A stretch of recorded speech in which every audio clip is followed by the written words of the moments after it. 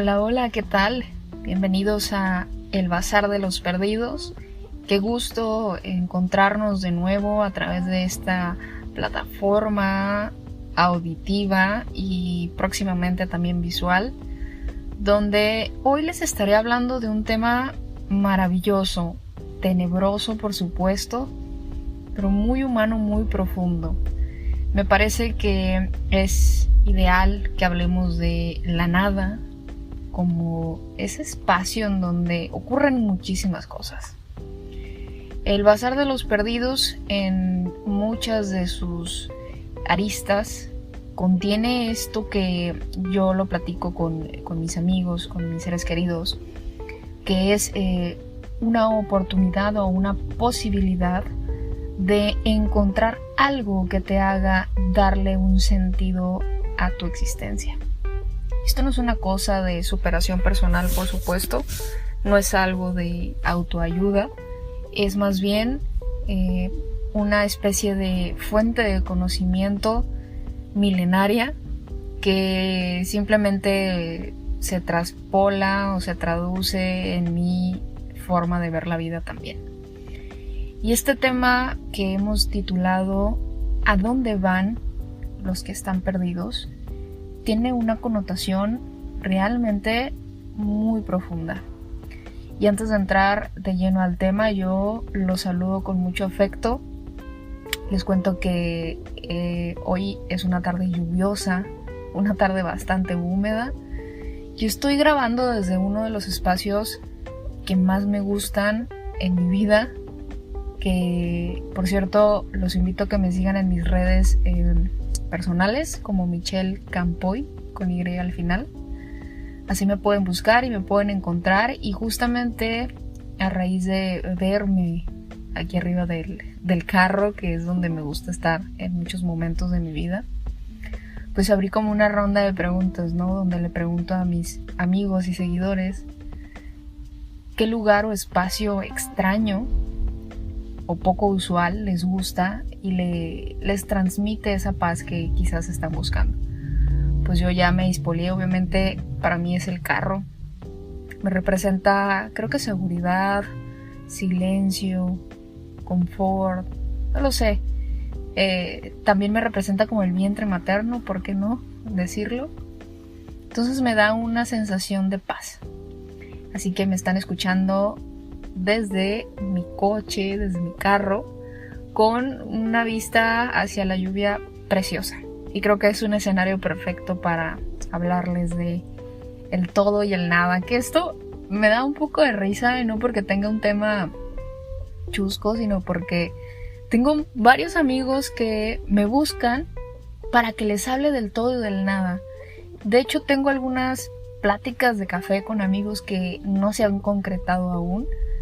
Porque ya saben, en las bohemias, en las reuniones donde estás bebiendo con tus amigos, pues empiezas a hablar de cosas raras, ¿no? Profundas. Yo les llamo cosas filosóficas, realmente, pero muchos se niegan a decirlo. Y he sacado ese tema en muchas ocasiones, porque ¿qué sería de nosotros sin el todo y sin la nada? Prácticamente provenimos de esas dos dualidades de la vida, ¿no? De una existencia y una no existencia.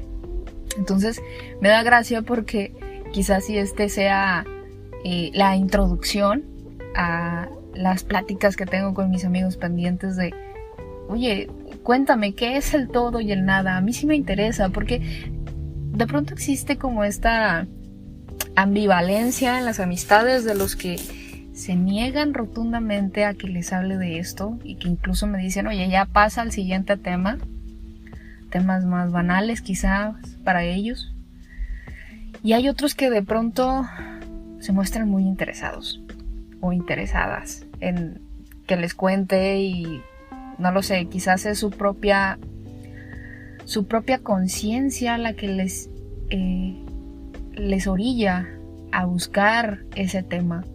Porque en mi defensa y en mi justificación para aquellas amistades que me dicen ya pásale al siguiente tema como un vulgar banal, en mi defensa yo tengo que decir que la nada y el todo es lo más vulgar y banal y cotidiano de lo que puedes hablar. Lo que pasa es que es tan evidente para nosotros que se vuelve insípido. Y aquí voy a insertar un tema que yo manejo mucho, que es la familiaridad. Ya habrá un episodio para hablar de ese concepto. Pero esta familiaridad con la sensación de la nada y del todo nos hace pues perderle cierto interés. Así que ya sin más preámbulo, vamos a hablar acerca de a dónde van los que están perdidos. ¿Existe realmente un espacio o un lugar en donde quepa alguien que está perdido? Y obviamente esta pregunta tiene un sentido metafórico, un sentido también literal, como lo vayamos manejando, pero en un sentido literal. ¿Dónde está aquel lugar que refugia a la gente perdida? Desgraciadamente en nuestro país, en México, hay un sinfín de espacios que ocupan o albergan a personas que se sienten perdidas, y vayamos definiendo un poco el concepto de perdido. Perdido puede ser alguien que literalmente se extravió de su lugar de origen, fue raptado, secuestrado, robado, o simplemente perdió la brújula de sí y no sabe dónde está. Perdido también puede ser alguien que está en una situación depresiva, ansiosa, psicótica, a puntos desbordantes, que se sienten perdidos de sí mismos. Perdido también puede ser alguien que se ausenta sin la necesidad de tener una especie de enfermedad mental, entre comillas, porque por supuesto que la ausencia nos habla de algo. Pero estos amigos que van y vienen, ¿no? Que de pronto te ocupan y te buscan, de pronto te lo encuentras y retomas amistades o retomas relaciones sociales. Entonces, el concepto de perdido nos da para trabajarlo de muchas maneras. Me gustaría agregar también un concepto, o el mismo concepto, un significado diferente de perdido, a ese sentimiento o esa sensación de perdición que podemos experimentar cuando nos estamos pensando a nosotros mismos y cuando nos estamos sintiendo existentes en un mundo. Que esto bien puede parecer algo de lo que mencioné ahorita como una depresión o una ansiedad, pero es algo más profundo, enraizado en una concepción, en una propia existencia humana. Partiendo de todas estas definiciones, cualquiera que sea tu caso, tú que me estás escuchando, posiblemente dices, yo palomeo la de perdido emocional. Con todo respeto, quizás sí puedes tener un familiar que está desaparecido, que está secuestrado, que está físicamente en un lugar diferente, pero quizás emocionalmente siempre está en ti. Entonces tú eres ese refugio, ¿no? Para esa persona, para ese ser querido.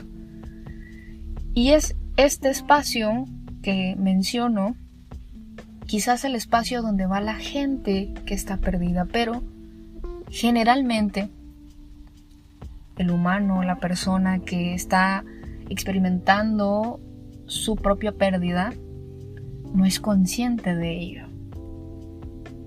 Y vayamos trabajando esto. Me refiero a que no es consciente de ello, pese a que perciba que algo no anda bien. Ahí en las redes sociales de El Bazar de los Perdidos, principalmente Instagram y Facebook, subí hace unos días una especie de carrusel con información acerca de lo que les estoy hablando. Para los que son un poquito más quizás visuales y que les gusta leer, ahí hay algo de información un tanto breve. Y lo decía ahí en ese post, estos espacios donde nosotros vamos a caer o a donde llegamos nos son dados por default. Y por default me quiero dar a entender que decimos que algo nos sucede, algo nos pasa somos conscientes de que no estamos en nuestro lugar de origen, pero como tal no nos sentimos perdidos, sino que aparece un componente interesantísimo que dentro de la filosofía se le ha sacado jugo, que es el concepto y el sentimiento de angustia. La angustia para principalmente Kierkegaard, un filósofo danés que se especializó bastante en ese tema y lo hablaba mucho desde su experiencia personal. Hablaba acerca de la angustia y decía que la angustia no es algo negativo en sí mismo, sino que la angustia es ese señalamiento de nuestro ser que se hace a sí mismo como un ser, como una persona existente, aquí y ahora.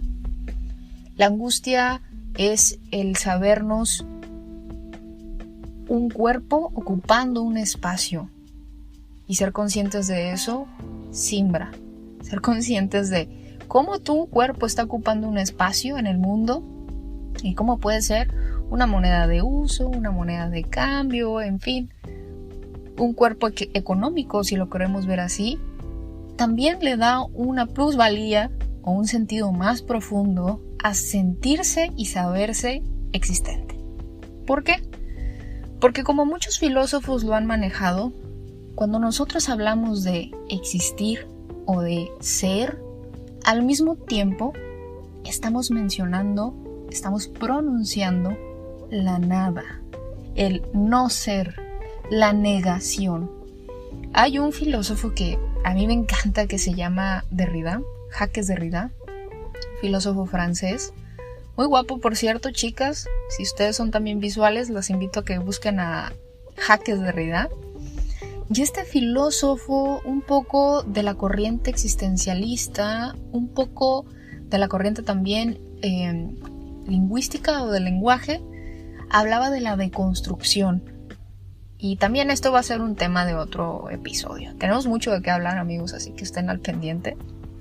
Pero este concepto del que les hablo, de construcción, se ha manejado recientemente, y con recientemente me refiero a 3, 4 años, en un escenario un tanto diferente, aunque implique un significado similar. Lo he escuchado mucho en las luchas de género. Hablan mucho de la deconstrucción, es decir, de replantearte si aquello que te fue dado como genital, preferencia, orientación sexual, es lo que tú sientes que eres. Y si no es así, entonces destrúyelo y empieza a construir junto con tu sentir y tu necesidad lo que crees que eres. Y les digo, no es un concepto propio de la lucha de género, sino más bien de la filosofía. Y en este mismo sentido, este movimiento social de lucha de género nos sigue hablando de esto que yo les estoy mencionando. ¿Qué lugar o espacio está destinada para la gente perdida? Porque la gente perdida se sabe existente, pero en ese saberse existente también se sabe nada. Y esta es la ambigüedad, la ironía de pensarse a sí mismo. Yo sé que quizás muchos ya abandonaron el podcast en este momento porque les puede parecer un poco denso de lo que estoy hablando, pero es un tema realmente humano y que creo que vale la pena que en algún punto de nuestra vida, quizás no es hoy para ti, quizás es en 2 semanas, quizás si me escuchaste ya ha pasado 5, 6 o 1 año de este podcast, pero es tu momento de escuchar y preguntarte sobre tu existencia y tu sentimiento, esta sensación de sentirse perdido. Porque todos lo experimentamos en algún punto de nuestra vida. Las crisis existenciales, el éxito y todas las demás cosas o logros que alcanzamos no se dan sin esta sensación de sabernos perdidos, de sentirnos, valga la redundancia, perdidos.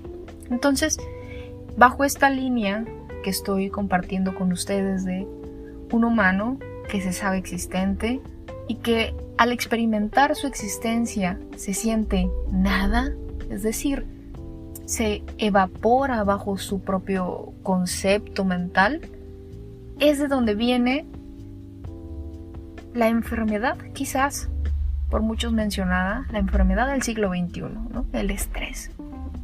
Del estrés parten un sinfín de cosas. Pero estos temas, amigos, no son temas del siglo XXI. Son temas de muchos años y siglos antes de Cristo. Son temas que, por supuesto, nosotros hemos estudiado y que filósofos grandiosos han dejado como legado. Y para esto vamos a hacer un pequeño repaso de los filósofos que considero que abordaron una perspectiva de la nada preciosa y muy profunda. Por supuesto que hay muchísimas más conceptos de la nada, pero estos en especial me parece que siguen una línea innata, casi que satisface el intelecto de quien sea que lo lee. Y esto es una cosa que yo experimentaba mucho durante la carrera.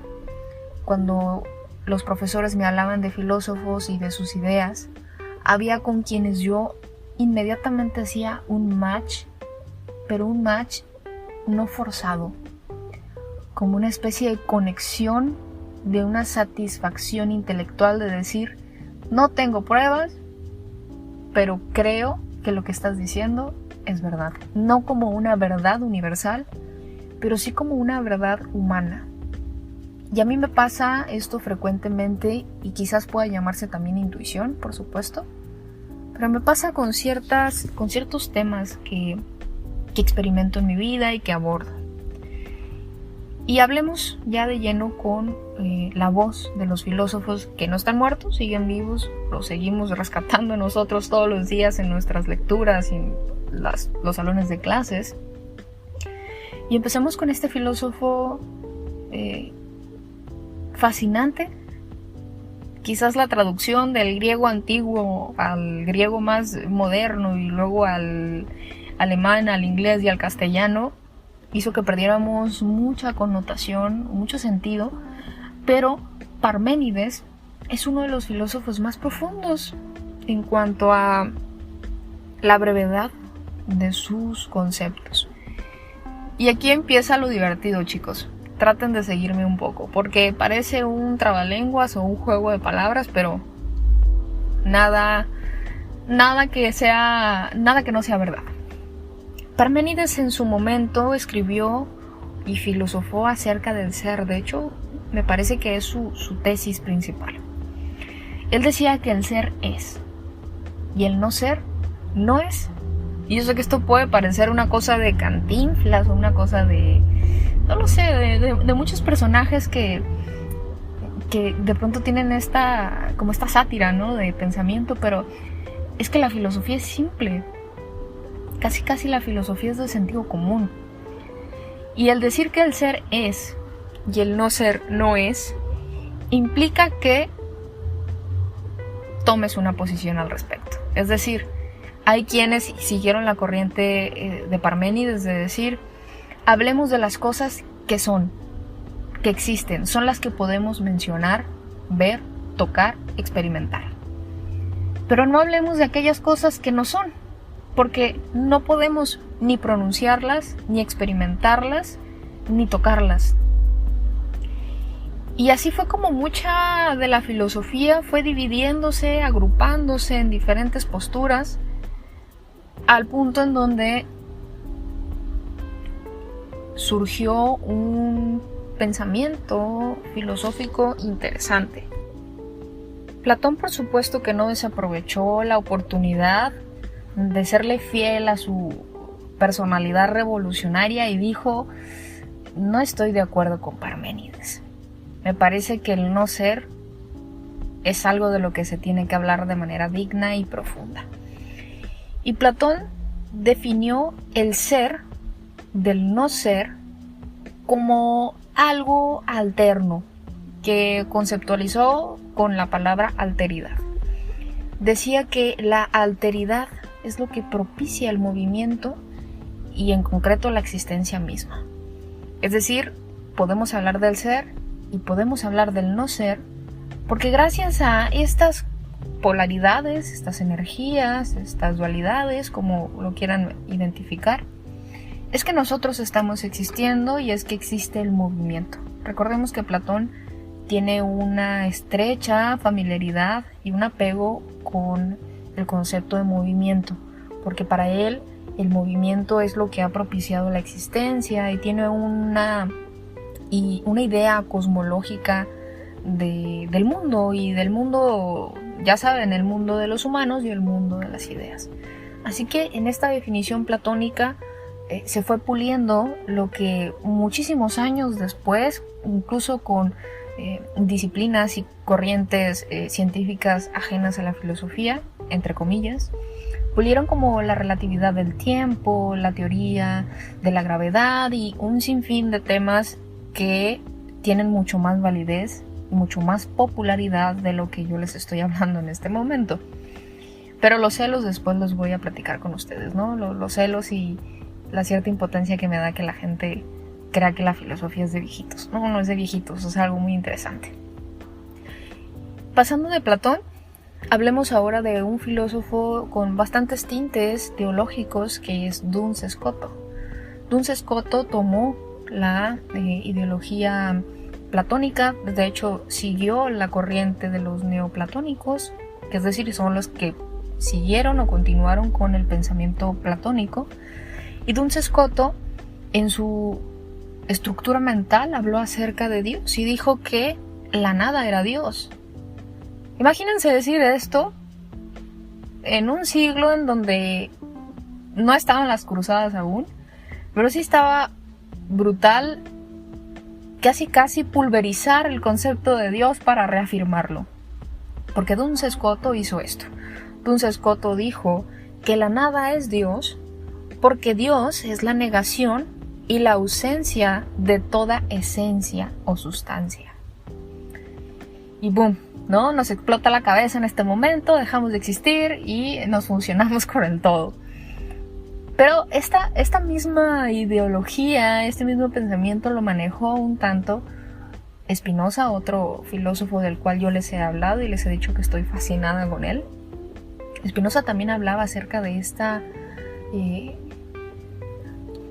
totalidad, ¿no?, que puede resultar ser el pensar en Dios, porque en nuestra nada es donde se postula la idea de Dios, y Dios mismo, en un sentido cosmológico, totalizador, universal, pues es eso, es creador de sí mismo en todos los sentidos, por lo tanto es negativo y es positivo.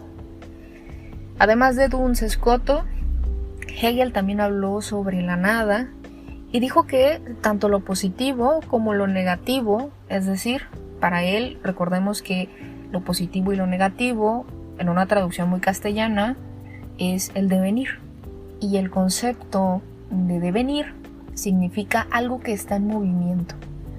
Si se dan cuenta, esto también menciona un poco a Platón, no en el sentido que Hegel hable de Platón, sino que para Platón el movimiento era algo que existía porque el ser era y el ser no era. Hegel dice casi lo mismo, pero muchos siglos después y en una Alemania revolucionada, por supuesto. Recordemos que Hegel prácticamente fue contemporáneo de Napoleón Bonaparte, y Napoleón pues se caracterizó por ser un tipo bastante recio en cuanto a ideologías políticas. Entonces Hegel ya no era tan utópico, tan subjetivo, tan metafísico, si lo quieren ver así, como Platón, lo que no le quitaba que filosofara sobre su subjetividad con un razonamiento más profundo. Y Hegel dice que en el devenir, en este movimiento de todas las cosas, hombres, platos, vasos, animales, árboles, átomos, protones, cuerdas, todo lo que puedas pensar, es un devenir, es un movimiento, por eso existe, porque está en un constante ser, no ser, ser, no ser, ser, no ser. Por supuesto que de este tema lo hablaremos también en otro episodio, esta dialéctica hegeliana que marca mucho mucho parteaguas en la filosofía moderna. Y Hegel dice que en el devenir está la posibilidad de producir lo otro. Y aquí está fascinante este tema para los filósofos y sobre todo para la psicología y el psicoanálisis. Freud, Lacan, y muchos contemporáneos que se enfocaron en esta rama del psicoanálisis trabajaron mucho con el concepto del otro. ¿Qué es el otro? Podríamos preguntarnos. Básicamente es todo lo que no soy yo, en resumen. Eso es lo otro. Entonces, para Hegel, lo positivo, lo negativo, es decir, la nada y el todo, son la posibilidad que tenemos, humanos y todo lo que exista, de producir algo en lo otro, ¿no? No de manera consciente quizás, no de manera precipitada, premeditada, sino de una manera natural, por ponerle un concepto. Y luego llega este tipo romántico, profundo y sensible que es Heidegger, y también menciona a la nada, ya con una ruptura o una línea importante que dividía a la filosofía estricta, ortodoxa, aunque los alemanes hayan sido más liberales en su pensamiento, no dejaban de seguir una estructura científica, una estructura de tener que responder con compromiso y con autoridad a los demás filósofos de sus tiempos, como lo sigue siendo en este tiempo y en cualquier institución. Tú no te peleas con la gente que te lee, ni quieres defender tu postura por la gente que te lee, sino por tus colegas, ¿no? Porque fulanito de tal me va a leer, me va a escuchar, me va a ver, y tengo que quedar bien y tengo que tener todo bien hecho para que me resulte menos abrasivo el comentario constructivo o destructivo de las otras personas. Así se manejaban los filósofos, los manejamos todavía. Toda la comunidad científica se basa por eso, por la aceptación del otro, por la producción del otro y por la comunidad científica, ¿no? Sus propios protocolos. Entonces, Heidegger perteneció a una generación de filósofos más disruptivos, más relajados, más yo me permito hacer conceptos, yo me permito hablar raro, más raro de lo que ya hablo, pero también me permito ser profundo y romántico. Entonces Heidegger ya empezó a hablarnos más de las emociones del humano, cosa que por supuesto ni Hegel, ni Kant, ni Descartes lo hacían, porque eso posiblemente pudiera engañarnos, pero Heidegger dice que no. Heidegger dice que de lo que podemos hablar es de nosotros mismos, de nuestro ser. Entonces este tipo dice que la inestabilidad, y ojo que Heidegger fue un lector ávido de Kierkegaard, el padre del concepto de la angustia, y Heidegger habla de la inestabilidad como la inestabilidad del ser del hombre, de mi inestabilidad, perdón. Y dice que esa inestabilidad del hombre es la inestabilidad de ser experimentado, ¿no? De ser experimentada como una angustia. Entonces, en un trabalenguas un poco extraño, pero muy profundo, Heidegger dice lo siguiente: el ser del hombre consiste en no ser, el ser en su totalidad. Repito, el ser del hombre consiste en no ser el ser en su totalidad, o sea, en la nada del ser. En español, traducido para ustedes, esto significa que el hombre en sí mismo, cuando experimenta la angustia, experimenta su no ser. Me comprimo al nivel de ser tan consciente de mí que en mi totalidad de pensamiento no soy nada y me angustio. Y allí es donde nace la enfermedad del siglo XXI y ahí es donde van a nacer un montón de cosas interesantes que estamos por vivir. y que ojalá que yo esté con ustedes para contárselos, porque estamos frente a un cambio, históricamente hablando, de paradigmas de religiones importantes. La religión católica, cristiana, la religión como la conocemos como un soy hombre, soy humano y le rindo culto a algo sobre mí, está empezando a caer y está empezando a pronunciar la llegada de una nueva religión, y es una religión humanista. Y en tanto que más exaltemos nuestra humanidad, más difícil será para nosotros vivir tranquilos. Y esto es algo que yo sé que no quieren escuchar, pero es mejor saberlo que negarlo. Aunque la negación sabemos, lo hemos estado hablando, suceden cosas muy interesantes. Pero ¿por qué les cuento esto? Porque todos los padecimientos que estamos experimentando como sociedad no son una cosa al azar, no es producto solamente de la pandemia. Es producto de toda la revolución que hemos tenido en cuanto a nuestro conocimiento de sí mismos. Y hablaremos también en otro episodio de este tema para no perder la bonita costumbre de decirles en cada tema que vamos a hablar de este tema en otro episodio. Pero es que es muy interesante pensar, chicos, es muy interesante pensarnos, aunque sea angustiante, como dice el buen Kierkegaard. Pero pensarnos es la posibilidad que tenemos de liberarnos. ¿De qué? De esa nada que puede construirnos, que esa nada que puede darle armas y herramientas a otras personas para que abusen de nosotros, en muchos sentidos. Es la libertad de la que tanto hablamos y de la que tanto queremos experimentar, a la que tanto le huimos al mismo tiempo. Porque ser libre es una responsabilidad, ser libre es un poder, ser libre es una angustia. ¿Vale la pena? Por supuesto que vale la pena. Y eso ustedes tendrán que evaluarlo en el transcurso de su vida. Y ya para continuar con el recorrido de los filósofos que hablaron acerca de la nada, por supuesto teníamos que hablar de Sartre, Jean-Paul Sartre, filósofo francés.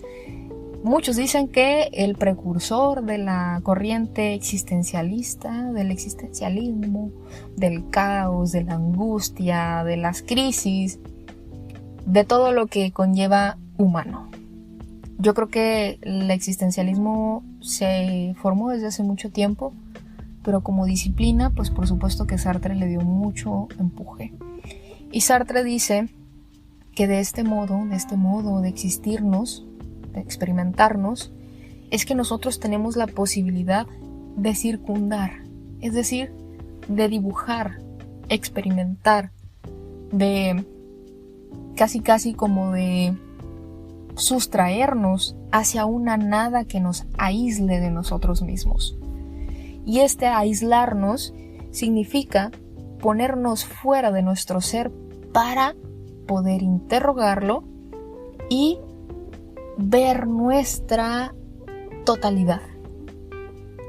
Chicos, no estoy fumada, créanmelo, si alguien está escuchándome y dicen, ¿qué fumó? ¿Qué le pasó? No, esta soy yo. El bazar de los perdidos es esto. Yo se los estoy traduciendo de una manera, creo, bastante clara y nítida para que ustedes lo dijeran. Pero esto es la filosofía. Esto no solo es la filosofía, esto es la vida misma. Hay quienes tenemos mucho tiempo de ocio o nos damos mucho tiempo de ocio para hablar de estas cosas. Y créanme que a mí me sale muy bien y es lo que les voy a compartir. Y Sartre lo vuelve más intenso, ¿saben? Esto que les acabo de decir es que precisamente la angustia que experimentamos es nuestra posibilidad de subirnos a un nivel donde nos aislemos, nos contemplemos desde ese aislamiento y digamos, caray, este soy yo en todo su esplendor. Y soy tan grandioso, tan complejo, que no soy nada. Y entonces experimento la angustia. Y entonces experimento el sentimiento, la sensación de vacío, de sentirme perdido o perdida. Pero esa sensación de sentirme perdido o perdida no es más que la posibilidad de encontrarte a ti mismo.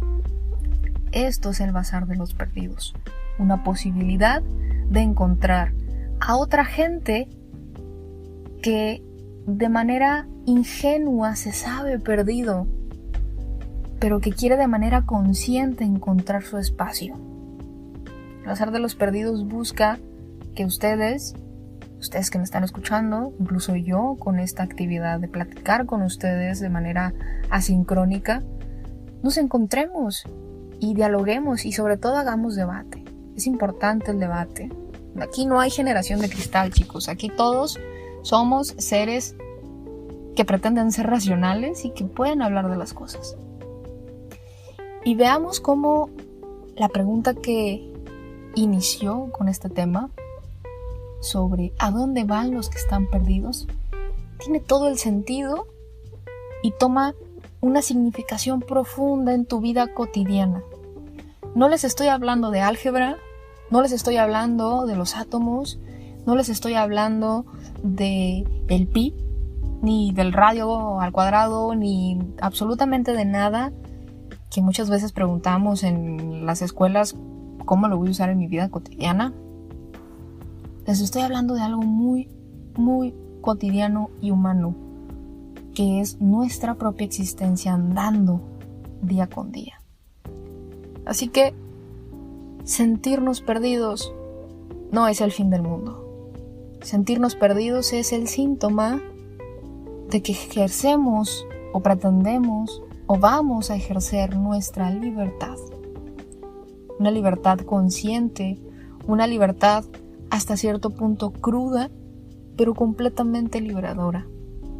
Tenemos una tarea después de este episodio, después de haber platicado tan intensamente sobre estos temas, de preguntarnos, ¿estoy dispuesta a hacer este análisis personal? ¿Estoy dispuesta a preguntarme quién soy? Y sobre todo, ¿qué voy a hacer con esta angustia? ¿Voy a simplemente angustiarme más? ¿O me voy a ocupar de vivir, de sentir mi existencia como una cosa divina? Porque eso somos. Y sin que se interprete como algo religioso, somos esos fragmentos de Dios. Así que no podemos negar esa divinidad que también tenemos, de sabernos pensantes, de sabernos sintientes. Es mejor aceptarlo, abrazarlo y fundirnos con la simple y sencilla razón de estar aquí y ahora. Me dio mucho gusto platicar con ustedes. Espero que se la pasen muy bien. Les mando un fuerte abrazo y nos vemos en otro episodio.